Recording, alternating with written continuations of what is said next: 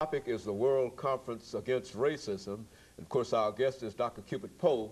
And Dr. Poe, during this last segment, let's give you an opportunity to sort of wrap up some of your activities in Africa dealing with the World Conference Against Racism, and to talk about some of your other impressions about the people of South Africa and how they are reacting to some of the problems that they are faced with, and et cetera. Okay. One of the problems that stands out is the problem of poverty. Very widespread. You have shack settlements. Now, when you say shack settlements, exactly what do you? Well, shack settlement is a group of large numbers of shacks put together with tin and brick and mud and anything that would keep out the wind. They are small, the size of the average American living room. Anywhere from 9 to 10 people may live there. No electricity, no running water, no toilet facilities, and they're right next to each other. Seemingly they developed as a result of blacks being brought to the urban area to work in the gold mines, in the diamond mines, as well as townships. These are large areas where blacks live, the equivalent of the ghetto here in America. And so the poverty in the townships, the poverty in the shack settlements is very, very prevalent. And so poverty is a big factor. What I learned at the conference was where you have that degree of poverty, suspect racism.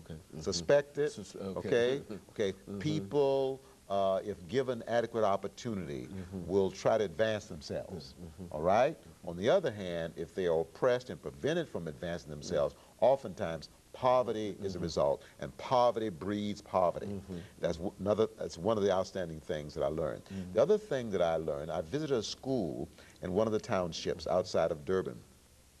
The name of the school is Kathala School. It has students there from primary up to grade 4. And there are 800 kids there and 22 teachers.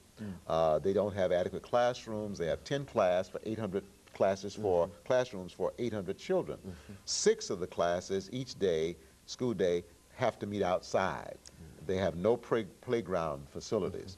But the amazing thing about the students is that in the classrooms that I visited, they were average about 40 to 45 per classroom. They were surprisingly disciplined.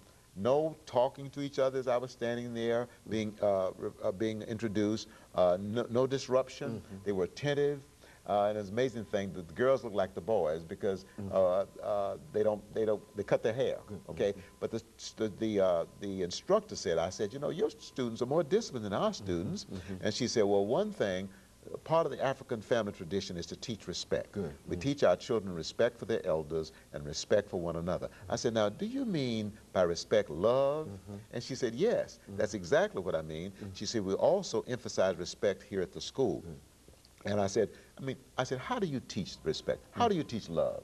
And she said, well, we come down on their level.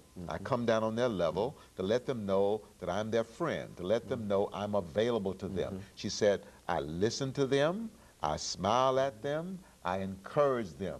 I let them know that I'm concerned.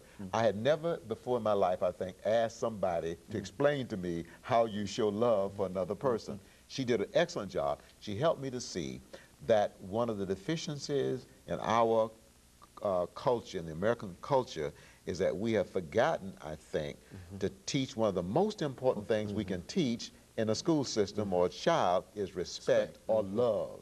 Respect for elders, love for your elders, love for one another, respect for one another, and that ends up being respect for oneself. And that's the enemy of self-hate. For you see, as I said, racism essentially is self-hate. And I think it's a byproduct of the fact that we teach so many other things. We teach the acquisition of wealth. We teach the pursuit of success. Same thing, okay? But the deficiency, I think, in our public school system and in our homes is, by and large, we're not doing a good enough job of teaching respect or love. And I think we see every indication of it simply by watching the television or reading the newspapers. You see people who are doing things that are certainly not respectful toward themselves or toward others. Yes. I think I would agree with that. I certainly would agree with that. Now, Dr. Poe, looking at this whole conference, this is the second conference, I understand. Do you think that the conference had any real impact? You know, certainly And of course, we have only a couple of minutes, but what impact do you think that this conference? There were 10,000 people there from various countries around the world that is doing the first segment. Beautiful array of people. These people networked with each other, they talked with each other, they shared with each other, and that's how I was able to broaden my perspective. It wasn't so much what was being reported in the press. Now, the press was talking about the controversial issues of reparations as well as the Palestinian question. That was in the press. And also they was talking about the U.S.'s response to the conference. That was in the press. And there were some people who believed that unless the conference could agree on a position that was acceptable to most of the delegates about the Palestinian question, unless they could agree on the position that the conference should take regarding reparations, that the conference would not be a success. Not so. Okay, not so. I'm convinced that this conference was a success because people from all over the world, 10,000 of them, left there more informed because people networked with one another and they shared with one another. And so the information that will come out of this conference will be far greater than what we believe actually happened, or what might be reported. Absolutely. And that is very good. And of course, Dr. Poe, let me thank you for coming by and giving us that excellent information today. And let me encourage our audience to tune in again next week for another informative edition of Comments. Thank you and good morning.